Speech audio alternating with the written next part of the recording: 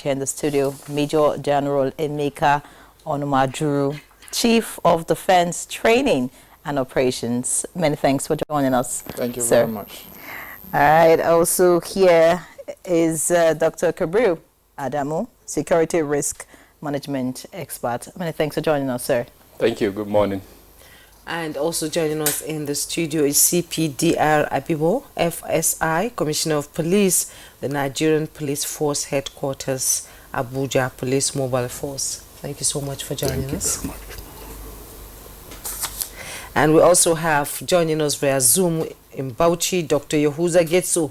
He's a security consultant, security intelligence and investigation expert, CEO, Director, Forest Criminality, Intelligence, Security, Intelligence Research and Community-Driven Development, Abuja, and Managing Director, Eagle Integrated Security and Logistic Company Limited. Thank you so much for joining us on Good Morning Nigeria. Thank you for having me, and good morning.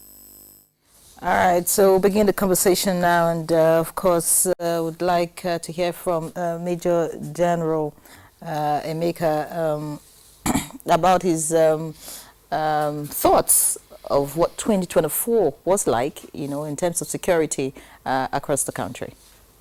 Thank you so very much for the opportunity to be on this program. And before I commence, I always want to thank our troops in the front line. It always gives them a good morale to hear that what they are doing is highly appreciated. So I want to shout out to them to tell them to keep on pushing hard, and we'll clearly appreciate what they are doing.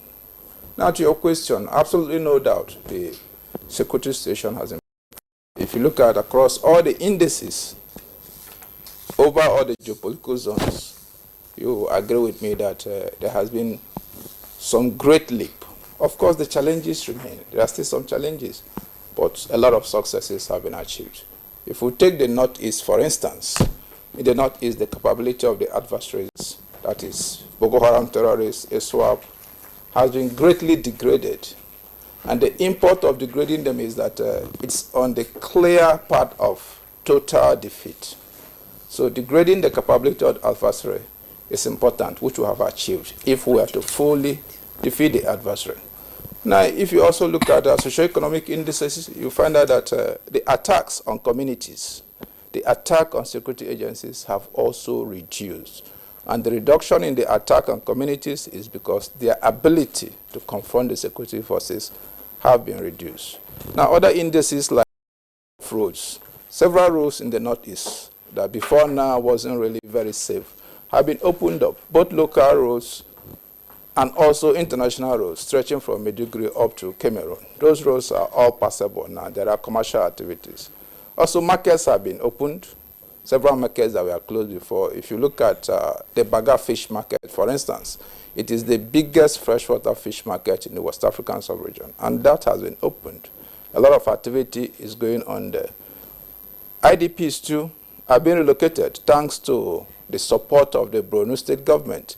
Several IDPs have been successfully relocated to their communities. That is also a plus. In terms of farming activities, we all agree that this year's farming was a bumper harvest for most farmers. If you traveled through Christmas, I'm sure you would have had a testimony. And that was possible because troops were able to provide the needed support in terms of farm patrols, in terms of protecting cluster farms, and that increased the economic yield. And it's a good step towards ensuring food security that the government really wants. Northwest, almost the same scenarios. There is banditry, yes, but the leadership of the bandits, most of them have been eliminated. So many roads have been opened up. For instance, the Zaria, Funtua, Gusau road, that used to be a nightmare. I'm sure for the past 2 months, you haven't had anything. So the road is completely free for traffic. And of course, we have the challenge of the Lukawaras that just come on board. That too is also being faced head on. So the military have recorded a lot of progress. If you go to the south again, you find out that in the southeast too, several successes have been recorded. Before, the Monday sit-at-home was weaponized by IPOB. It was a critical weapon that they used to undermine governance, undermine socioeconomic, even undermine the ability of people to live their personal life. But right now, Monday sit at home is no more as effective as it is before. So states like Enugu is completely gone. It's still one or two few states, but the ability to reduce the impact of that sit at home have really enabled economic activities in the Southeast. So what do you think contributed to these key achievements you've been able to reel out this morning? Well, first I will attribute that to the leadership of the service chiefs and the chief of defense staffs. Leadership is key.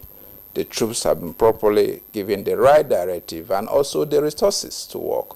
That issue of resources is important. Mr. President will have to acknowledge him, we have to thank him for the efforts he has made to make sure that the armed forces have the right to do the job. And once that right tool is available as it is, then it translates to successes on the ground.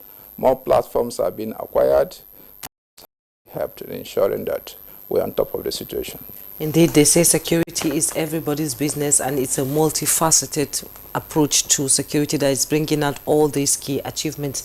Let me bring in the CP, Darren Ruben, into this conversation, Commissioner of Police, Police Mobile Force. The General has sort of reeled out the achievements of security forces in Nigeria in the past 1 year. And let's look at you being closest to the people, the performance of the police force in 2024. How has it been? What has been your achievements in the police? Yeah, thank you. Thank you once again. Like the General observed, I don't want to go into what he has stated or repeat what he has said. But basically, he has enunciated most of the achievements of the security forces, which, as you know, are joint operations.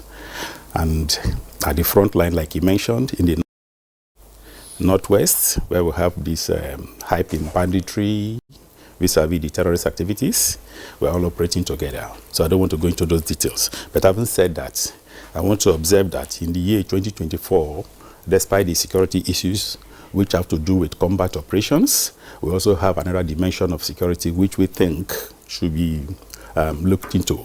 According to Robert McNamara, we have security and development as having a symbiotic relationship. In other words, not everything we use armed force. Not everything you use combat, whether in the military or in the police. There are some issues that have to do with developmental. And of recent, we've discovered that, especially in 2024, some of the issues we are having are no more combat issues, because these are issues that involve the killing of police officers, military officers, vis-a-vis the non-state actors. The recent development we're having is a stampede. We are all aware where in some 3 states, we are trying to distribute palliatives, which is in good faith. And for those who are going to have those, because it was not properly organized, we have a couple of people who lost their lives. And it is the responsibility of police to protect lives and property. So whatever thing we fail to do or do not do adequately as to prevent the loss of lives is also insecurity. Against this backdrop, there is the need for the system, the political class, to come up with a program that will see the need for development. Which will take care of socio-political and economic challenges. And that is the aspect I just want to add to what he has said as we look further to other things. So I don't want to go and review the achievement we've made vis-a-vis arrest, neutralization, and things like that. Because those things put together, especially those of Nigerians, are all Nigerians, whether they are non-state actors or they are security men. What Nigerians need to know. The achievements we've made? Yes.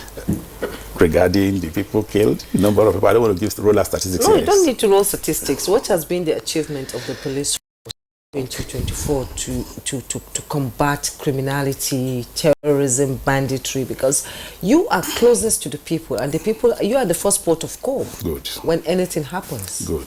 Against this backdrop, I would like to let you know that in the year under review, which is 2024, yes, the Nigeria Police Force achieved major successes in tackling crime. Some of these were reported by the Inspector General of Police in his last interaction with commissioners of police at the end of the year, leading to the arrest of 30,313 suspects for serious crimes ranging from kidnapping, cultism, murder, rape, armed robbery, unlawful possession of firearms. In addition, we recovered 1,984 assorted firearms. By assorted firearms, you know what I mean, both locally made weapons as well as automatic weapons like AK-47 and so on, imported from outside. We also recovered 2,250 rounds of live ammunition, 1,438 stolen vehicles, and rescued 1,581 kidnapped victims. Regarding the fight against kidnapping, one of the notable achievements was the rescue of 1 Nigerian and 3 Indian nationals on June 30, 2024 in Ogun State. Despite being ambushed by operatives by gunfire, the victims were safely rescued without any casualty. So on the part of the victims. Of course, you'd have more time, to tell us about, some of the successes by the Nigeria Police Force in 2024. Let's just quickly move on to Dr. Kabiru Adamu now. You've listened to the Major General, you've listened to the Commissioner of Police, and away from listening to them, you know what's on ground. I mean, what happened in 2024 as regards security. So tell us, what's your assessment of security situation in Nigeria all through the year 2024? Thank you.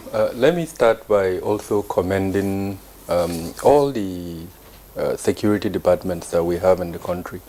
About 29 of them were represented by 2 here, and they've all reeled out their achievements. The fact that the country's existence was not significantly threatened, and the fact that we celebrated a year, and not only celebrated a year, we're looking ahead into 2025. I think they deserve commendation. But there is a primary purpose of national security, which is stated in Section 14, subsection 2 of our Constitution. That is the protection of lives and property. If we're going to use metrics to measure the performance of all of these 29, then there is room for, I think the General actually spoke to that. Achievement has been made, but then there is significant room for improvement. As you know, I run a firm where we keep data of fatalities, abductions, and things like that. And we know that in 2024, more than 12,000 Nigerians have been killed. And so it's very difficult for me to completely clap my hands. Killed under what circumstances? Different circumstances. Non-state actors, I think the General mentioned them across the 6 geopolitical zones. We have different non-state actors that are challenging the supremacy of the use of force by the state for various reasons. Some of them for political reasons, some of them economic, others, just for the sake of what they are. The last time we counted these non-state actors, there were more than 36 of them across the different federations. And not to add the of state-level security, structures that has been created by different states. Perhaps it's even important at this stage to mention to you that in the Northwest in particular, these state-level security creations are in themselves adding to the challenge in the country. So vigilantes have been created, and if you are going to speak to I'm going to use that ethnic group now because there is no really word for me to replace that. Any Fulani association, they will tell you that they are being targeted by these state-level security creations. The same thing is happening in Zamfara, Sokoto, and Kebbi. So it is the activities of these non-state actors, whether formally created at the state level or informal, that is mainly contributing to this number of deaths that we've seen in the country. And when I'm assessing national security, I would love to do it across the various levels, the strategic level and then the tactical level. A lot of what the General and the CP has mentioned are actually at the tactical level. At the operational level and perhaps even at the strategic level, there are issues that if we look closely at them, it can help improve national security. I'll give you an example. I'm not sure if within the remit of this conversation, but the National Security Council, in the whole of 2024, I think it sat down only once, where these are a forum where strategic security issues should have been discussed, so that direction is provided for the operational and then the tactical level. The essence of me saying this is so that we can improve in certain areas. If we can bring that number to, let's say, 100, I mean, we'll be happy, we'll celebrate. But that's not to say achievement has not been made. There has been significant achievements. Like the General mentioned, roads are now open in several parts of the northeast. the Northwest, traveling, for instance, from Abuja to Kaduna. In fact, I just came back from Kaduna. I went for a wedding. I didn't go with any armed escort. I went to Zaria and came back, in fact, on the same day. So there is improvement, but that does not completely eliminate the threats that are there. If we're going to completely eliminate those threats, we need to approach security from those levels. How do we strengthen coordination using strategic approaches at the operational level, at the tactical level? How do we do all of that? How do we make sure these 29 agencies that I mentioned are working together in synergy with the 3 C's of collaboration, coordination, and cooperation, so that those numbers are brought down to perhaps 100. Talking about the numbers, I'm interested in that. You just gave us the number of deaths that your agency was able to put together. You were talking about those kidnapped and all of that. Give us the data. So there are about 7,000 for 2004, and it's in that area that I'm very worried, in the area of abduction, because we've seen an increase when we compare for 2023, an increase of almost 30%, and majorly in the northwest of the country, majorly. The significant increase of about 80% is happening in Northwest. And if earlier on your reporter cited the survey that was done by MBS, irrespective of the deficiencies in that survey, it also pointed out to that fact that the Northwest represents the hotbed for abduction within the country, where in places like Katsina, Zamfara, you are seeing an increase of mass abduction, where these non-state actors are able to go to communities and then pack people, and of course take them to usually ungoverned spaces, keep them there for a long time. That's not to say that our security agencies are not doing anything about it. They are. They've been rescuing these persons. They've been releasing them. Do you have the number? Those rescued? Rescue. I have it, but I don't have it on my head right now, because our report will come out, I think, in about a week's time, and it really the number that has been rescued.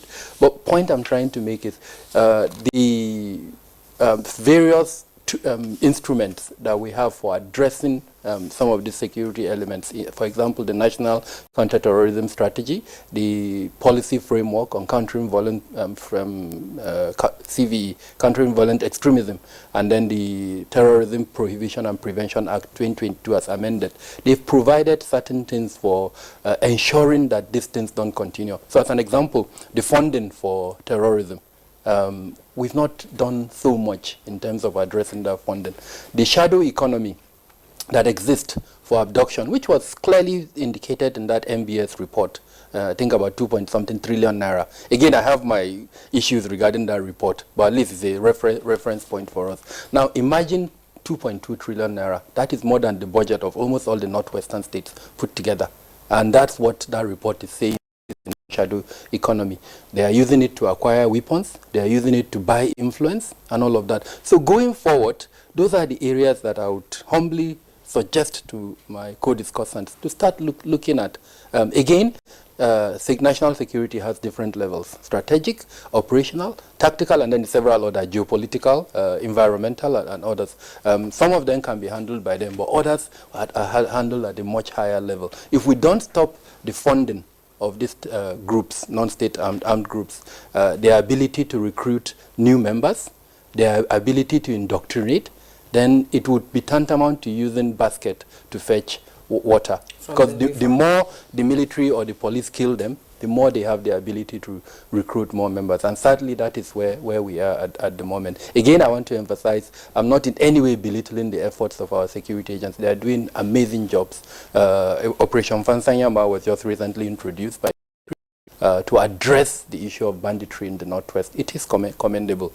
Perhaps when we come to discuss that, I'll also give some recommendations on how to improve even the operational, some of the operations that the military is carrying out at the moment.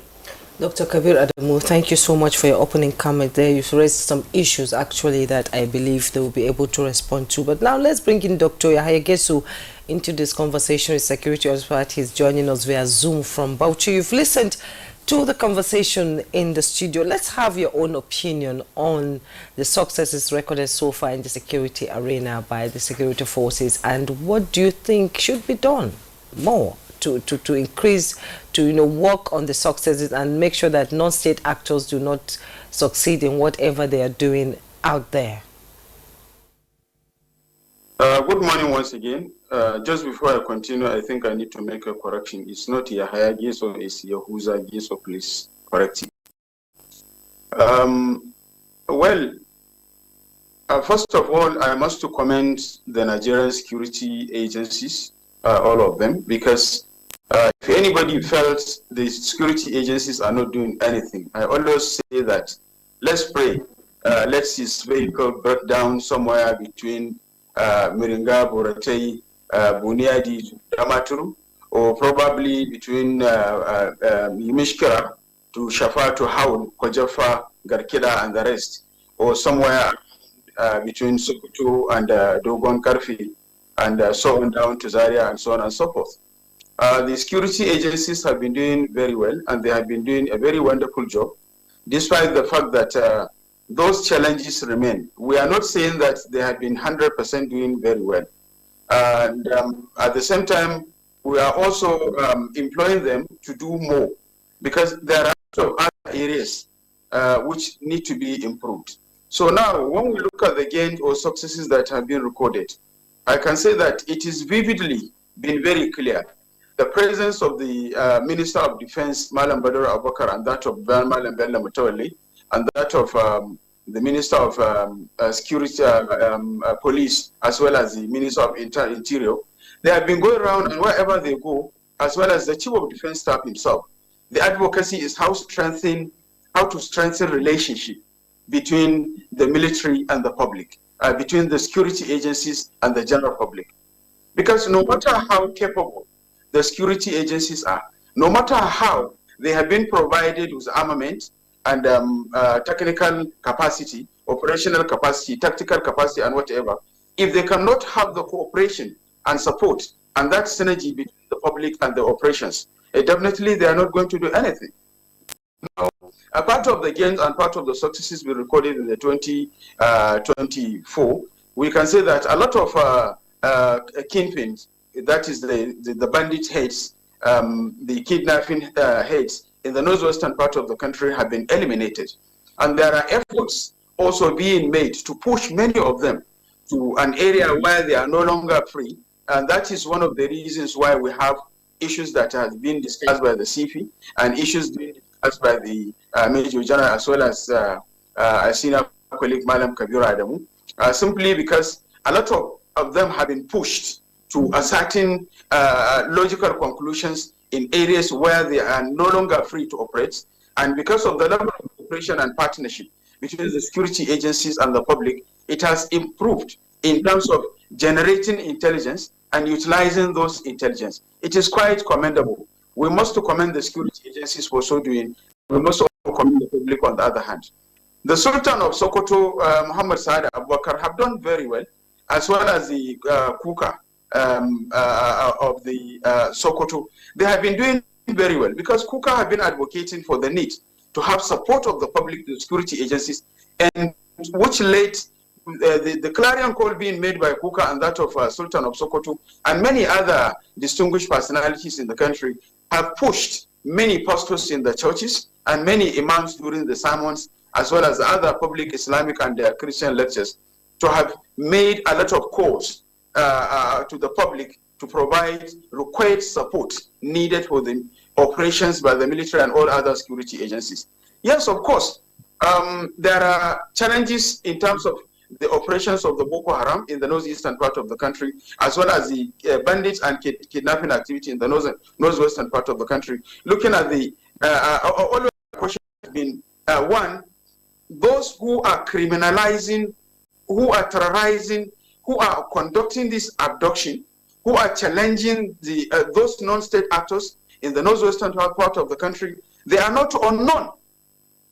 They are known, and they can be profiled by polling units, they can be profiled by political vote, they can be profiled by local government, they can be profiled by state assembly, all the process of our leadership recruitment. We can profile them and they can be dealt with accordingly, and they can have a cordon. I am employing and I'm advocating for the military and all other security agencies to be more focused in terms of how they conduct their activities, because you can target these guys where they are. They are known. and they are operating within the radius of less than 40 to 70 kilometers of where they were born, of where they are living, and all the communities where they are terrorizing. The communities know them. More than 80% to 90% of them, they are known, and their locations is known, and their whereabouts is known, even though there is a lot of improvement, and part of the successes that has been recorded is the ability of the security agencies to apprehend and expose, ability of the public to expose a lot of informers, and ability of the security agencies to arrest them, only that those who have been arrested, we have not gotten any feedback. Because providing those feedback will help the community, will improve the participation, will improve the community-driven strategy, and will improve community ownership, and then will build the confidence and trust of the community in providing information and helping security agencies, intelligence, and so on and so forth. And part of the successes also been recorded in the 2024 is the ability to deal with those Lakurawa in the areas of Sokoto and Kebbi.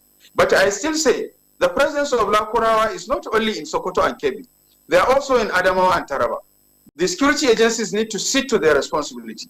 Those areas of Farang, those areas of River Uboda between Nigeria and Cameroon, those areas of Wurokoki, and those areas within the areas of Farang, something need to be done. And we also need to check the areas of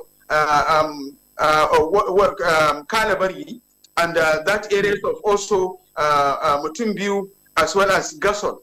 Those areas need to be checked. There are a lot of activities, suspected activities of those Lakura, even though the behavioral perspective of how they operate and how they relate, and the behaviors whoever know. Because I said, and I'm repeating myself, Lakurawa is not a new emergence in 2024.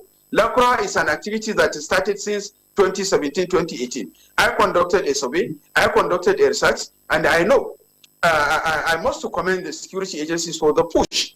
But pushing them is not the solution. There is need to have an interagency or interstate or bilateral, improved bilateral coordination and improved bilateral mechanism. And at the same time, border community activities need to be improved. And at the same time, border community engagement. Those communities within the border of Niger Republic, Cameroon Republic, and Chad Republic need to be re-engaged. There is need to do a lot of work so that we can be able to manage those issues appropriately. And at the same time, there is improved in synergy. Working relationship between the security agencies have really improved. There is also improvement in terms of reaching out, distribution and redistribution of those distress call numbers. Because a lot of... Thank you very much, Dr. Yahuza Getso. You have so much to say. Of course, we'll get back to you, for you to, tell us some of the things that you know as regards security. But let's get back here in the studio. That's because Major General Emeka Onomajuru needs to respond to some of the comments that have been made here. Dr. Kabiru Adamu, made mention of so many facts. 36 non-state actors, still practicing. Let's use operating. Okay, operating. In the country, despite the efforts of the military. We thought by now, some of these non-state actors should have gone into extinction. And then the Lakurawa group is also another, security issue that, a lot of people to hear about in 2024, but Dr. Getso says it's been there since 2017. Tell us, why are these non-state actors disappearing, despite the efforts of the military? Thank you very much. I think first I want to thank my colleagues for acknowledging that there has been a massive improvement in terms of security nationwide. That's the baseline. There has been a massive improvement. Is the job fully done? I wouldn't say so. There's still much more work to be done. But then we've built the base that will help us to achieve further success. Now, in terms of the numbers of non-state actors, good. When you talk about non-state actors, are they violent non-state actors? Or are they maybe civil society groups? So the clarification will need to be clearer when we're talking about the number of non-state actors, so that we don't just use the data that. If you are talking about the violent non-state actors like BHT, IPOB, Lakowaras and all that, they have been tackled head-on by the military. Now, you must also realize that asymmetric threats are not like conventional threats that you can readily defeat and it goes away. Because most asymmetric threats are ideology-based. And because they are ideology-based, it takes a much longer time. And what are we doing about it? We'll have our DDR programs, which is Operation Safe Corridor. That is the key framework for non-kinetic operations. And the operation is recording quite a success. For instance, if you go to the DDR camp in Malam Sidi Gombe, we have about 1,000 inmates right now as BHT. They are being de-radicalized and they are being sent back to their locations. It has a multiplier effect. If you can get one ex-combatant fully radicalized and send him back, it has a multiplier effect. And we are also establishing another DDR camp in Gusau, Operation Safe Corridor Northwest. And the reason is, I'm sure you've been listening to the news in the past few weeks, a lot of bandits in the Kaduna area have agreed to lay down their arms. Now, if they lay down their arms, what happens? They need a place where they can be radicalized and then reintegrated into the society. That is why we are setting up Operation Safe Corridor Northwest, to be able to go into the fundamental reasons why these people take up arms. And that is also work in progress. So in terms of their ability to quickly disappear, it doesn't happen that way, because once that terrorism seed is sown, globally, it takes quite some time before it's completely eliminated. So we are working on both the kinetic line and the non-kinetic line to be sure that we'll have the best approach to address this issue. So do you agree with Dr. Adamu's submission that while the military tries to take out some members of these groups, others just come up, or there's a regeneration of members of this group? Is that what is likely happening and hindering the success? No, it's not regeneration. I wouldn't want to use the word regeneration. You see, what we need to look at is what is appealing, what makes it appealing to them. He made a statement before that, I think it's my colleague. It's when you talk about security, if you're looking at human security too, you also need to look at the developmental aspect. What are those conditions that make these people to be prone to being radicalized? So you are looking at it in terms of a whole of society approach. For instance, addressing issues of development, addressing issues of governance, addressing issues of security. All those things must work in concert. It must be a whole of society approach to be able to make sure that the reason why people join this set, it's removed. That is removed. But while you're doing that, the here and now, which is facing them militarily, is also given paramount so that the ordinary citizens can be able to go about their normal business. But in terms of the deep down situations, that's why we have the non-kinetic approach, and that is succeeding.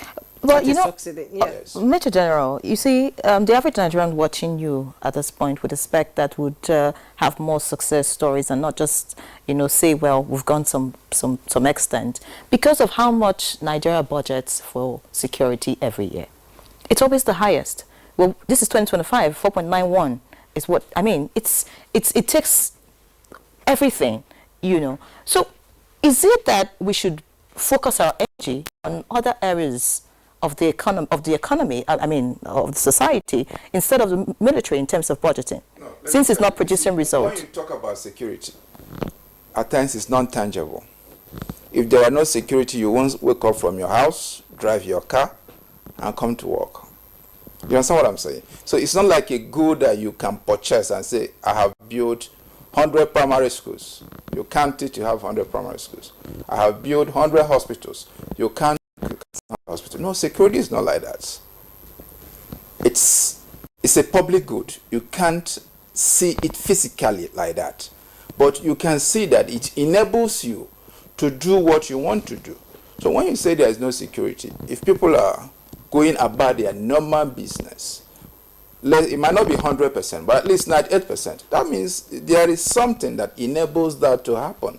If people are not attacked in their homes every night, there is something that enables that to happen. So that is security. It's very visible. The fact that you are able to do your normal business is almost unhindered to a certain extent means that the investment in security is working. Indeed, yes, you would like to say that, like you said, a lot of Nigerians would like to know, and you know, when you talk about security, you want to feel it, you want to touch it.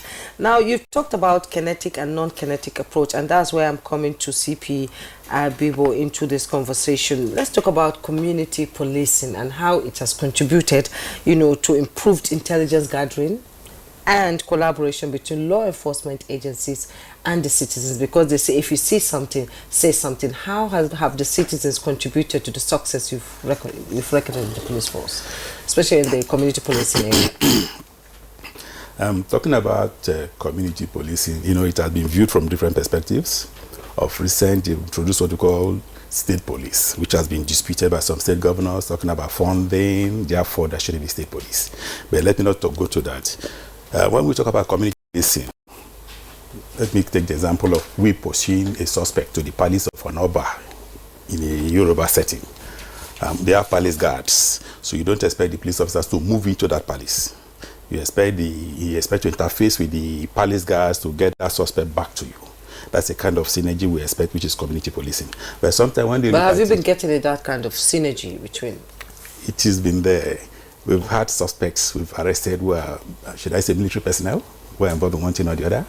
We interface with them, they will produce them to us. We've had instances, we have issues to deal with university authorities. We'll write letter to them, they'll get back to us. And there are issues we interface with communities, like some of these coastal states, you know, they are clustered. So you don't just move in vis-a-vis non-state actors like we mentioned. So we collaborate with them, and then sometimes they get the suspects we want, hand them over to us. So basically, whatever we do, we partner with the communities, without which we can't get. First, we can't get boots on ground. Our number is limited, about 400,000 police officers. We can't police the whole nation. But with this partnership with the communities, the various people we have in the communities, we've been able to achieve the success we've gotten. So there's nothing we do without interfacing with other bodies. And these other bodies is what we refer to as communities. All right. Are you aware that there's, Jimmy made mention of if you see something, you say something. Are you aware that there's this new saying that if you say something, you see something? Is the police doing something, about that? A situation whereby people are now afraid to speak up because, like I said, they now say if you say something, you would see something. Are you aware of that? And then what's the police trying to do just to restore confidence in the people to give out information? Yeah, I'm aware. Recently, I listened to an interview by the Commissioner of Police in Anambra State, where he was imploring members of the community, in other words, people from Anambra State, to partner with him. They say if they give out information to the police, sometimes they don't manage it well. And to that extent, if they see something, they don't say. But these are mere propaganda. But it affects them. They come to you. As I'm here, I've been receiving calls, I'm getting calls by virtue of my position, and I assist people, especially this festive period. Because of movement, they need escort, they need protection, they will reach you. But when it doesn't affect them, they say if you tell police that. So the policy, see something, say something is very important. It's key in whatever we do. Because if you don't say so, the police itself can't see everything everywhere. There's one program we saw on CNN recently, where a Spider-Man, so to speak, climbed the wall to rescue a little child was about to fall off the cling, and instantly the fire service of France, I think, gave that guy citizenship. Yes. It's a Malian also. Mm. You see, those ordinarily in Nigeria, I don't want to use Nigeria, but in some settings will now call the police, see that child want to fall. I'm sorry to use that pidgin English. See that child want to fall, call the police. If you see something, not only saying something, there are certain things you can take action.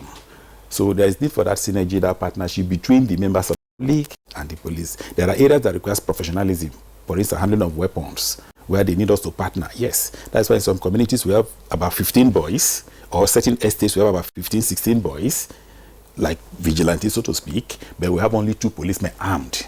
With the help of those 15 and our armed men, we engage with police that neighborhood.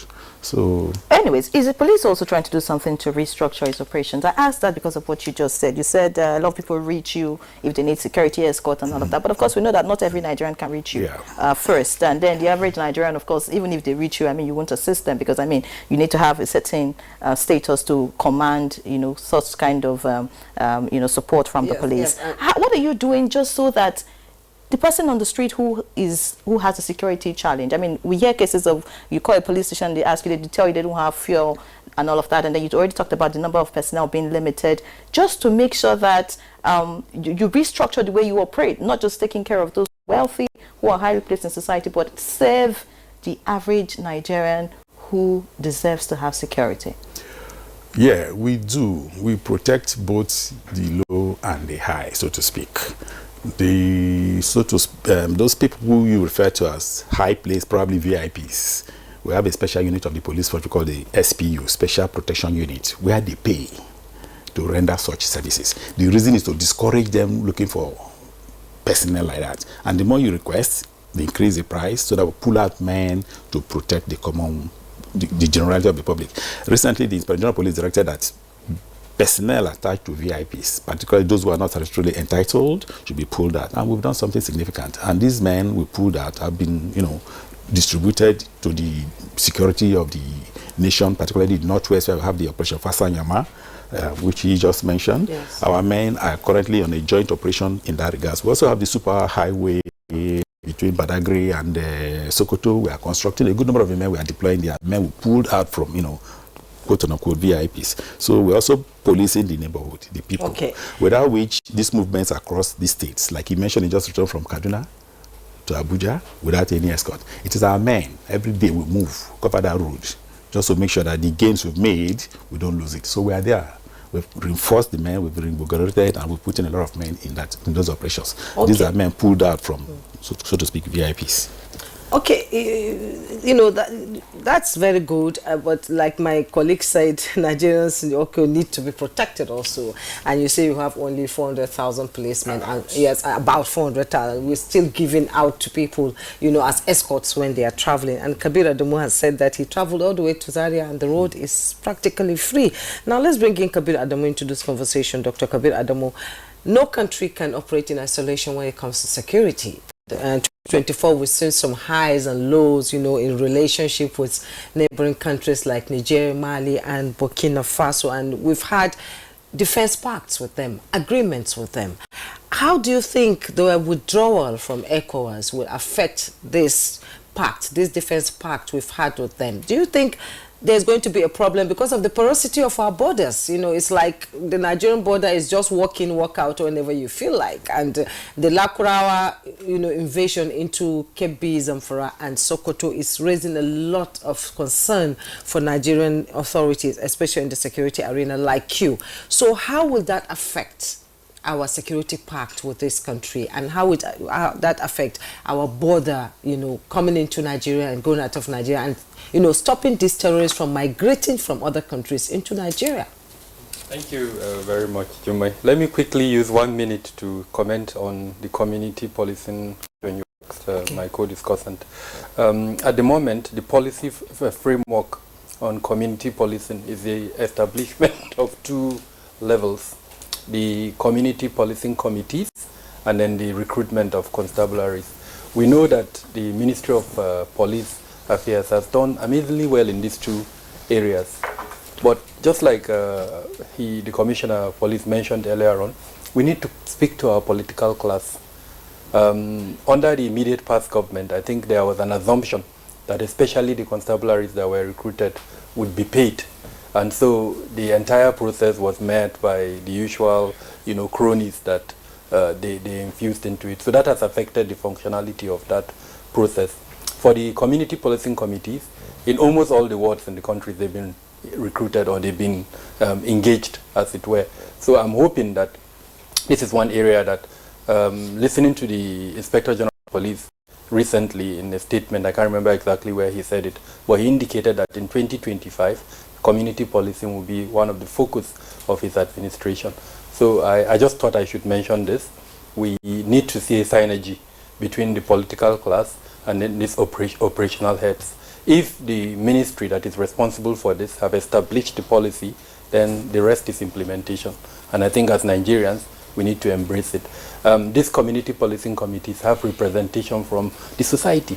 Market women are there. And if you are a market woman, you know what is affecting you in the market. You can go to that committee, you can mention it, and then they will take it up. So it's a beautiful policy, and I must encourage that we implement it so that we can see an improvement in policing in simple terms. Now to your question regarding geopolitics, and in particular you referenced the Sahel, on how these three countries are pulling out of ECOWAS and the vulnerabilities that it would mean to Nigeria. We have, just with one of those countries, Niger, a borderline of about 1,400 kilometers that is extremely vulnerable, and that these terrorists increasingly crisscross. At the beginning of the coup in July last year, when, to an extent for strategic purposes, the Nigerian government withdrew its troops from the border, mainly to protect itself, because yes, we said we were going to intervene there militarily. So it kind of attempted to protect itself, withdrew its troops to protect the capital. Gaps were created, and the bad guys exploited that gap. They used those border lines to crisscross, into and out of Nigeria. Before then, under the multinational joint task force, we had a agreement that could allow us to, go into Niger. They could also come into Nigeria, I think by 30 kilometers or thereabout. I'm not sure where those agreements stand at the moment, but in summary, what I would say is that our relationship transcends any agreement. It is one of mutual survival. If there is insecurity in Niger, it will affect 7 states in Nigeria, all the way from Sokoto or Kebbi down to Borno. Likewise, if there is insecurity in northern Nigeria, it will affect Niger. So I'm hoping, especially given the recent statement by the junta leader in Niger, General Chani, that he takes a step back and recognizes that despite the rhetorics, mutual coexistence and mutual respect is the way to go. Yes, you can make political statements, but come down, especially as a military general, and realize the need to extend a handshake. And I must commend the Chief of Defense Staff.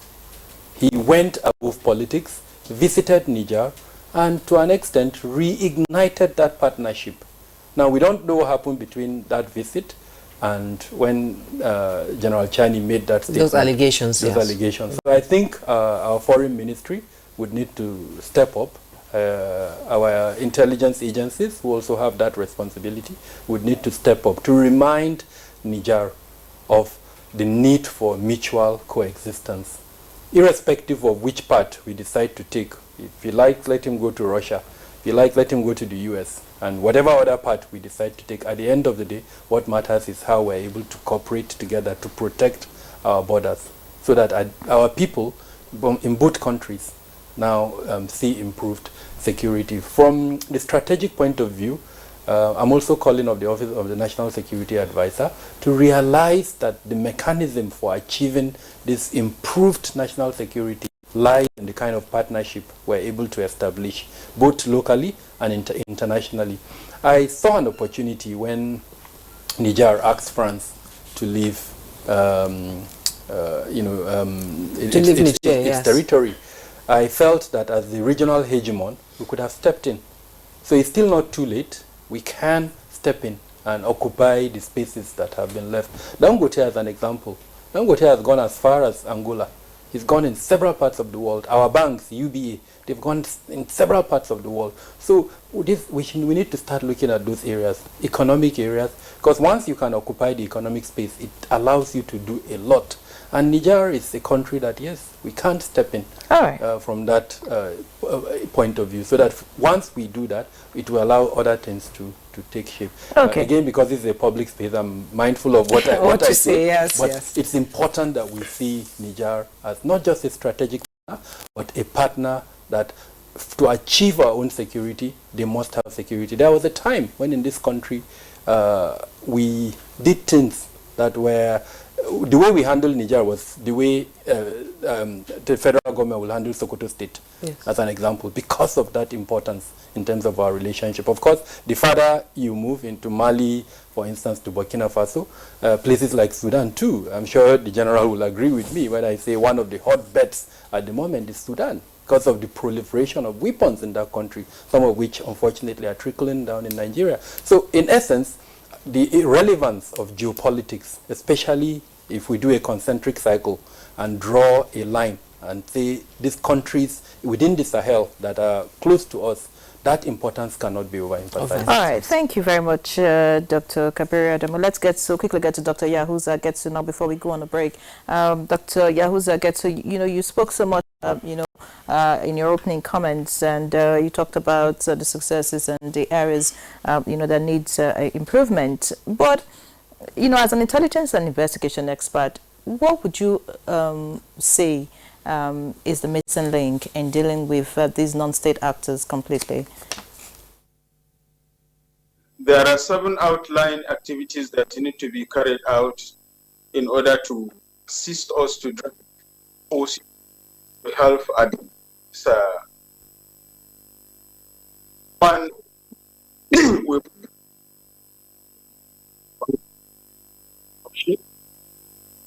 that is one. Secondly, we need to also maintain and sustain working relationship and improve synergy between our sister security agencies. Number 3, we need to also re-improve and organize and review the quality of partnership between the public and the system to rebuild the confidence of the public in understanding that we have a kind of a solid partnership so that information flow will improve and then operational activity will also improve on the other hand.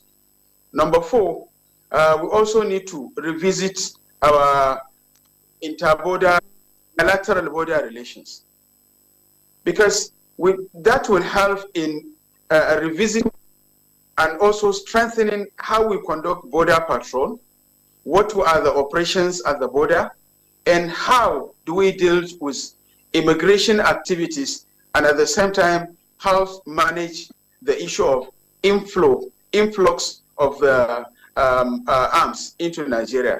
Because those borders between Nigeria and Cameroon, Nigeria and Chad, Nigeria and Niger, is really becoming a big havoc. And we need to Nigerian government and Nigerians, because it is not only the responsibility of the government alone. We, the public, we must sit to our toes. We don't have any other countries than Nigeria. And those military and other security agencies, they are also human and they are doing their best. And they cannot be able to deliver without our support. So there is need to find a way of streamlining a relationship between the public, especially the non-formal security sector, like vigilante and others, as well as the security operations, and also those states who have created their own security vigilance, like Sokoto, Zamfara, Katsina. There are certain gaps that need to be revisited, and there are so many other issues that need to be taken into consideration. Because sometimes those guys are taking law into their hands, and that is provoking. And it's not really, to some extent, helping the citizens of those states in some, by the way. And number 5, there is need to find a way of recruiting volunteers. Probably, if we can recruit 100 per polling unit used between the age of 17 to 22, they may not be incorporated into our security formations, but let them be recruited as volunteers, as community security volunteers. Let the old operatives operating within their community provide them with necessary skills and knowledge. 100 per polling unit. If you have 10 polling units in a political ward, 100 times 10 will give you 1,000. If you have 10 political wards in a local government, 1,000 times 10, it will give you 10,000. Let's practice this at least into 500 out of 773 local governments that we have in the country. And let's build their capacity in terms of intelligence, in terms of combat operations, in terms of managing issues, in terms of information generation, in terms of how to expose and how to even conduct a simple survey, and also on behavioral perspective. And number 6, there is need to issues. I keep saying that we know the criminals. We know who they are. We know where they are. There is need to refocus and reposition the strategy of which the security agencies are utilizing in managing, especially those in the northwestern part of the country. They are not faceless. We know them. They are not unknown. The communities know who they are. The religious leaders and those who are wanting need to be done according to either they are religious leaders, either they are political leaders, either they are political leaders, whosoever. Allegations and a lot of challenges on certain individuals. But yet, our judicial and security agencies are yet to deal with those guys. And even while they are being dealt with, we are not getting feedback. The community need a feedback. But 6, have a strengthened monitoring, evaluation, and assessment that will hold those officers around those areas who are given responsibility to be accountable for the responsibility that they are being given. No divisional officer of the Nigerian police, no commanding officer or unit commander of the Nigerian army, or local security officer of the DSS, or commandant of the civil defense, or whatever of the immigration and other agencies, who is living in any local government or in any given community, don't know criminals and where they are. So they are operating on the land and on our land.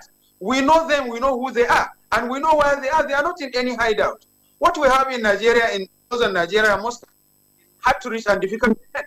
You can't tell me that any bandit. We're taking a break. When we return, you'll be able to, round up your contribution. We'll take a break. When we return, the conversation continues. Don't go away. Peak Mini Bag fits your pocket, contains the right nourishment you need for your breakfast, creamy and tasty in your meal. This Peak Mini is just my perfect size, filled with the right nutrients, just for me. This Peak Mini dey sweet my belly. Who fit believe say me say fit do shakara with better enjoyment? Enjoyment. Now this kind of breakfast I want the top now. Enjoy the Peak Mini Bag, breakfast for you. Peak, reach for your peak.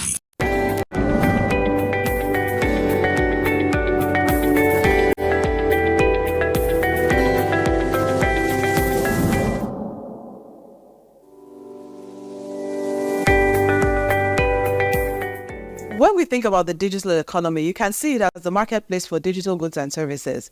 And increasingly, it's becoming a force to reckon with and an incredible contributor to economic growth. Because we've seen the growth in technology and digital platforms. Technology has it really permeated every aspect of life and business, the way we live, the way we work. And when we talk about the digital economy, we're really talking about leveraging technology and digital platforms in a powerful way to drive growth, to drive solutions to problems, to drive applications, and to provide services. The digital economy is something that has the potential to help Nigeria leapfrog out of its development challenges, right? Because think about what the mobile phone did for Nigeria years ago. That is the potential we have for digital, because it has a way of reducing the barriers to innovation. It has a way of being able to transform service delivery, whether it's government's delivery of services or whether it's services in the health system where people can use digital to actually be able to see their patients better. But it takes a lot to realize that potential of digital. The first thing is like every other thing, there's an infrastructure you have to build to be able to make sure that digital economy can thrive. Think of something like, capturing that happens in Nigeria, right? Where you capture, people's biometric when they go for a driver's license, when they go for passports, and each of those are separate things. Largely a system where we're able to streamline that and actually have a platform that exchange biometric information that makes it easier for people to access passports, easier for people to register to vote. But today it's very tough, right? But those are basic infrastructure that needs to be invested in. A lot of it is through government and private sector collaborations to make it happen. If we're looking to accelerate growth in the Nigerian space, we really need to look at enabling the digital economy. That includes providing digital infrastructure, connectivity, because that's the highway, like the highway that everything rides on. We need to think about digital capacity building in terms of the suppliers to the economy and also the consumers within the economy. So a robust digital literacy initiative. The good thing about technology is that, one, it helps you to transcend boundaries. Two, it creates a level playing field, really, because if you create a solution, a technology-based solution that is applicable in this environment, that same technology can be applicable, exported to other environments. And, technology platforms also help drive collaboration, right? When we're thinking about innovation, when we're thinking about business growth, collaboration is an important part of that. So when we think about the impacts with the rest of the world, we find that actually technology platforms are giving us an opportunity to engage more actively, to collaborate, to create partnerships, to even export our knowledge and services for people to engage with all the great things I'm talking about technology and digital platforms. They need access, internet access, broadband access. So we need to make sure that access is more available and affordable for the average user. The most important thing is to think about where you want to go as a country and actually what type of policies are going to help get you there. There are examples of countries who've been able to transform using digital, for example. There are very clear things those countries did to be able to make it happen. So a lot of this, the pathway to be able to solve these problems are not mysterious, right? It takes courage of the policymakers to be able to understudy some of these things and bring in the policies that work to be able to help them.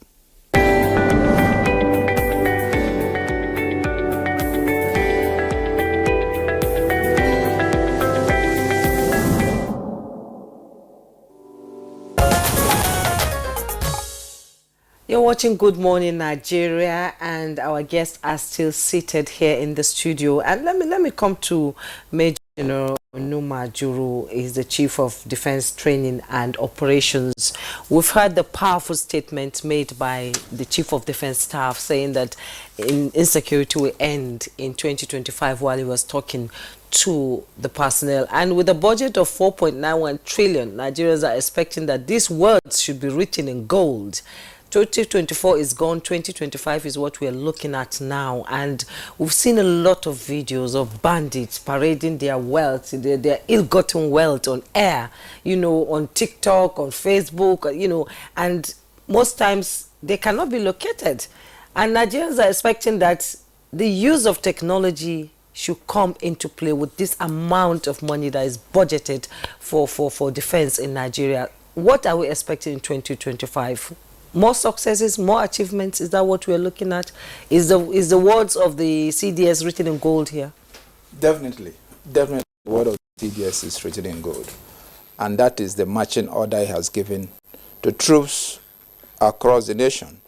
Just yesterday we came back from Jos, Plateau. We went to see the troops in the Plateau. We went to see the troops in Southern Kaduna during the Christmas period. And that is the marching order. That this year will be the defining year, because we do appreciate and we remain most grateful to Mr. President for the efforts to properly equip the armed forces, and that will count. As said by the CDS, that would count. What we are doing is, on issues of technology, we've been able to establish joint intelligence fusion centers across all the joint operation areas. The whole idea is to be able to tap into the intelligence resources of the entire intelligence community, and also including the states and the locals, to be able to have actionable intelligence for troops to act on. That is already happening. It's happening in First Command Northwest. It's happening in the Northeast is happening in the Southeast. And to some extent, they have been crucial to the successes we've achieved. If you go to the South-South, apart from the Joint Intelligence Fusion Center, he also established a joint monitoring team made up again of all security agencies. One thing about the CDS, he believes in multi-agency, whole-of-society approach to addressing issues of national security. And that's what we have been doing. All right, Major General, you said the CDS has given marching orders to the troops. But are there challenges that these troops face, that they have faced so far? And, what's the, hierarchy of the military doing to ensure that they deal with some of these challenges so that the troops can deliver? Well, when you talk about challenges, no military, you can quote me on this, no military all over the world works with 100% of its requirement. It's not possible for you to have 100% of everything you need to function. So if we agree that that is the baseline, then that means there will still be little challenges. But the main thing is, are you able to work with what you have? Because working with what you have is what is important, not wishful thinking. The money you talked about, the budgeting, is quite huge.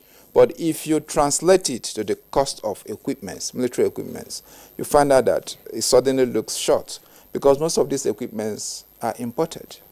And because they are imported, they are in foreign currency, so they also cost a lot. But the bottom line is that we are committed to working with what is available. Every military does that, working with what is available. So what we need to do is to be able to... And from your own assessment, what is available? Is it adequate to deal with the non-state actors that we face in this country?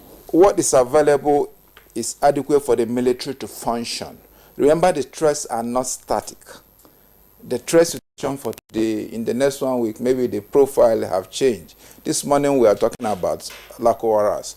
Yes, they have been there since 2018, but they were passive. They were not active. And suddenly they are active. So that in itself have changed the dynamics. And if the dynamics is changed, it also have an impact on what is available and how it is being utilized. But suffice to say that what is available is enough for the troops to get the job done. Okay. Let's bring your CP now into the CP, what are the challenges you face as the police as we go into 2025? What does the government need to do to ensure that you have almost everything at your disposal to fight insecurity within the country? The question you asked. Say it. We have a listening president here. Yes, we have a listening president. He listens. Well, this is a live program. Okay? Yes. We have a listening president. Yes. The challenges we face, vis-a-vis equipment, training and retraining, retraining, and so on. I'm a mobile police officer. First and foremost, I need to be in a barrack to eat and go back to my barracks. We have, like you mentioned, community policing, civil police, conventional police that can live with members of the public. Sometimes we have mufti, they may not know them, or wear uniform just to control traffic. But when it comes to the strike force, like where I belong, like the Carabinieri we train with in Italy, we should be in barracks. We do not have. If we have, they are not adequate. In fact, I may say we do not have. So the challenges are just enormous. That brings us back to the issue I made reference to. The need to see this fight against insecurity from the perspective of armed force to doing something about collective development so that the catchment area for these miscreants will slow down. Otherwise, if it just hit, we do not have enough of what we need, particularly barracks to stay, hit, and come back. And more personnel. We need more of equipment these days. Personnel, to me, we have enough. Warfare today, combating crime today, doesn't require more of human boots on ground. Americans were fighting in Iraq. We have a population of 250 we have more million than Nigerians, and we have only technology. 400,000. I'm telling you, we have more than technology. enough. We have more than enough. Check out the conflict in Ukraine and Russia. Going by population, Russia at ways, but Ukraine is able to hold them because of those columns that moved into invaded Ukraine in the initial stage. They use what they call them drones, lower moving drones to call them out. So most of these people we are talking about in the ungoverned spaces, we use drones to confirm their locations and clean them up. Once we go there on foot, carrying rifle and engaging, we kill 15 of them, they kill 1 or 2 of us. Comparatively speaking, we damage more of them. But then we don't need to lose anybody. What I'm trying to talk is that we need a bit of equipment to handle these situations, stay in safe zones, confirm with their locations, and clean them up. You have said, what maybe government needs to do to get the police on its feet. But what about the personnel themselves? Do you think that there's a form of reorientation that needs to take place? I mean, in how they deal with, I'm not talking about the criminals now, how they relate with, civil Nigerians, lawful Nigerians. Do you think that conversation needs to happen in 2025? You remember the news that was just read, somebody that was, jungle justice in one state like that? Right. Well, for me, I want to look at it from the angle of, accidental discharges, police brutality on innocent Nigerians and all of that. So, I mean, that conversation about, the Nigerian police, conducting themselves in a manner that, the lawful Nigerian sees the police as his or a friend. As a friend. Yes. I would say what you've seen is a significant improvement compared to the past, especially with the presence of the incumbent IG. His orientation, exposure from the academia, and so on. We enlighten our boys, we educate our boys. Some of them are incorrigible, but one or two, and when one of those exceptions occur, we don't hide them. You're all aware, we will bring them out, expose them, and then put them where they belong. But generally, we carry out training and retraining, lecturing, teaching. Even from the way I'm speaking, that we are from that background to teach. In the next month, I'm going to train my commanders nationwide at our training school to give them this kind of orientation, to also cascade same to the boys at the lower level to see the needs. So these days, I think they're behaving better than what it used to be. But sometimes when they're in the sun morning till night, they are humans. And when some people go without gauging them, and there's a certain behavior, but generally we teach them not to do that, be civil while being firm in their dealings. Okay, you talk about being under the sun. Maybe we should get them umbrellas or something. No, that's not what I mean. What I'm trying to talk is sometimes the length of work, sometimes morning hours, because of the change we work almost the same hours. Air condition, yes, like, when I'm closing from work around 1 a.m. at times, when I'm I'm just closing from work myself. See a studio now. Exactly. Anyways, CP, let's get to Dr. Kabiru Adamu now. As we begin to round up the conversation, what would you want to see being done differently? I mean, doing the same thing the same way and expecting a different result, you know what to say. So, but tell us, in 2025, we want to see complete neutralization, or if you like, disappearance of some of these non-state actors. What should we be doing? Like the CDS just said. Well, we can't, like you rightly said, be doing the old thing and expect different results. We need to change our approach. Dr. Yehuza Geso did mention a couple of things. So I'll pick on one or two to highlight them. Number one is we need to be accountable. Unfortunately, the security sector, in spite of the fact that there is no other sector that enjoys the amount of money that the security sector enjoys. No single sector, health, education, infrastructure, security enjoys the highest. Yet the level of accountability within the sector is lowest. And I say this with all sense of responsibility. So internally, I would recommend, and thank God I'm with the two of the most important in the country, I would recommend that they look at two of their departments, their audit departments, improve the capacity of the office audit department to carry out its functions. And this requires training. Train the officers there. The second one is PRS, planning, statistics and researcher department. Those two departments, they also need to increase their capacity. Now, the PRS department will carry out M&E. As an example, Operation Fansanyama, the general is here.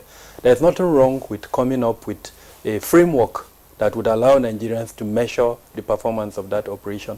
I don't want that operation to go down the lane of Operation Safe Haven in the Plateau and Southern Kaduna, and that of Operation Hadinka in Borno, that have been ongoing for more than a decade.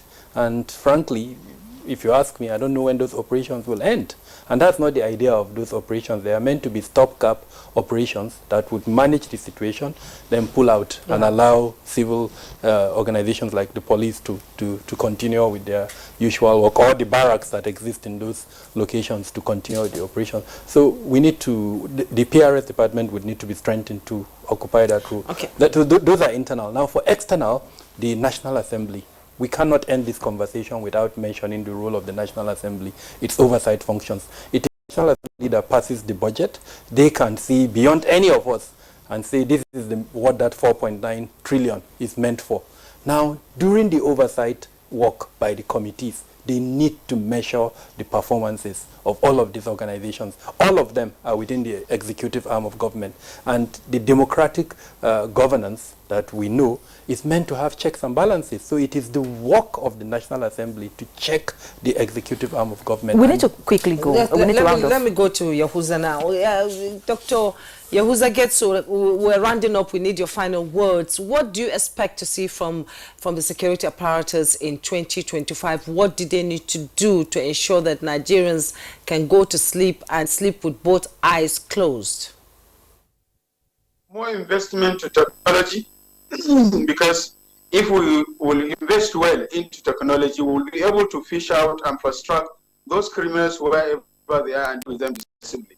Secondly, improvement in partnership between the civil organizations as well as the military organizations and other agencies to have improved synergy between formal and non-formal sector of the security. And at the same time, the total overhaul of Nigerian Vigilante Group, because Nigerian Vigilante Group have the presence in all the polling units, in all the political work, in all the local governments, and in all the states. So those Nigerian Vigilante Group and other civil structures that are available, the military and other security operatives need to employ them into their operations and need to rebuild their capacity and also need to streamline working relationship with them. And finally, to have a community-driven strategy in our security operatives that will make it community-initiated, community-driven, and community-owned. So there is need to improve on community ownership of the city so that rebuilding the confidence and trust of the public will help in harnessing the right intelligence for the right action and to the right agency and for the right procedure to be taken. I think I will take I rest my case here. I thank you very much for the opportunity given.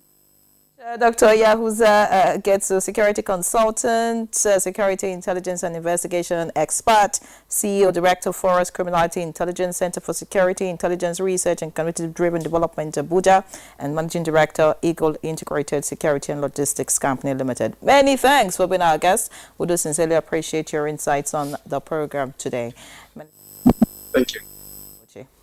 All right, I would like to also appreciate our guest here, CP Dama Ruben Abibo, FSI, Commissioner of Police, the Nigeria Force Headquarters, and that's actually the Police Mobile Force. Many thanks for being here. Of course, we hope that you continue to do the work, the good work that you're doing and continue to keep Nigerians safe. Thank you so much for joining us. Dr. Kabiru, the most security risk management expert, I wanted to ask about the 29 agencies, if you think they should be reduced or increased, or if you think it's affecting the way, the security, is being done in the country. But I'm sure that's another conversation. Many thanks for joining us, Dr. Kabiru. We do appreciate you. Looking forward to seeing more of you in 2025. My pleasure. Thank you for having me. All right. Major General Emeka Onumajiro, the Chief of Defense Training and Operations. It was a pleasure to have you again on the program. The first of 2025. We hope to have more of you, of course, as security improves and we continue to record successes on the field. Many thanks for joining us. Thank you. And of course, our love to the troops. Like you always say, we should always, appreciate them for the work that they're doing. Thank you. Thank you so much. All right, so that's Good Morning Nigeria this Monday. Many thanks for joining us. Remain tuned to the NTA. I'm Anyway John. And I am Jumma Yusuf. Do have a wonderful day.